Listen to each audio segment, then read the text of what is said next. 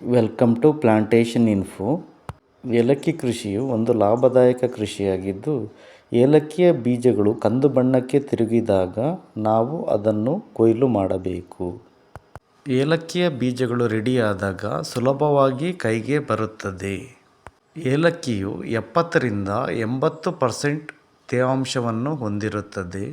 ಇದನ್ನು ಒಣಗಿಸಿದಾಗ ಏಲಕ್ಕಿಯ ತೇವಾಂಶ 8-10% ಬರಬೇಕು. ಕೊಯ್ಲಿಗೆ ರೆಡಿಯಾದ ಏಲಕ್ಕಿಯ ಒಳಗಿನ ಬೀಜಗಳು ಕಂದು ಬಣ್ಣಕ್ಕೆ ತಿರುಗಿರುತ್ತದೆ. ಕೊಯ್ಲಿಗೆ ಬಂದಂಥ ಏಲಕ್ಕಿಯು ಸುಲಭವಾಗಿ ಕೈಗೆ ಬರುತ್ತದೆ. ಏಲಕ್ಕಿ ಕೊಯ್ಲಿನ ನಂತರ ನೀರಿನಲ್ಲಿ ಚೆನ್ನಾಗಿ ತೊಳೆಯಬೇಕು. ಕಸ ಕಡ್ಡಿಗಳನ್ನು ಬೇರ್ಪಡಿಸಬೇಕು. ಇದಾದ ನಂತರ ಸೋಡಿಯಂ ಕಾರ್ಬೊನೇಟ್ ದ್ರಾವಣದಲ್ಲಿ ಏಲಕ್ಕಿಯನ್ನು 10 ನಿಮಿಷಗಳ ಕಾಲ ಮುಳುಗಿಸಿಡಬೇಕು.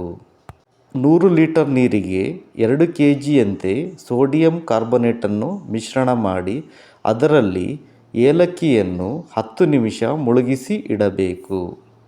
ಇದರಿಂದ ಏಲಕ್ಕಿಯ ಬಣ್ಣ ತುಂಬ ಚೆನ್ನಾಗಿ ಬರುತ್ತದೆ.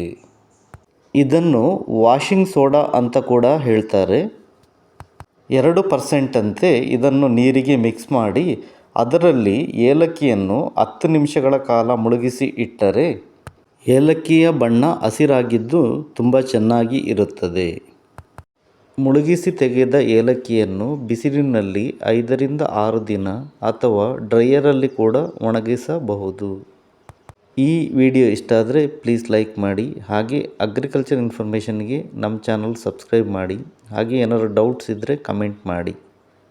ನೀವು ಕೂಡ ಏಲಕ್ಕಿಗೆ ಉತ್ತಮ ಬಣ್ಣ ಬರಬೇಕೆಂದಿದ್ದರೆ ಸೋಡಿಯಂ ಕಾರ್ಬೊನೇಟಲ್ಲಿ ಮುಳುಗಿಸಿ ನೋಡಿ. ಇದರ ಅಮೆಜಾನ್ ಬೈಯಿಂಗ್ ಲಿಂಕನ್ನು ನಾನು ಡಿಸ್ಕ್ರಿಪ್ಷನಲ್ಲಿ ಹಾಕಿರುತ್ತೇನೆ, ಚೆಕ್ ಮಾಡಿ ನೋಡಿ.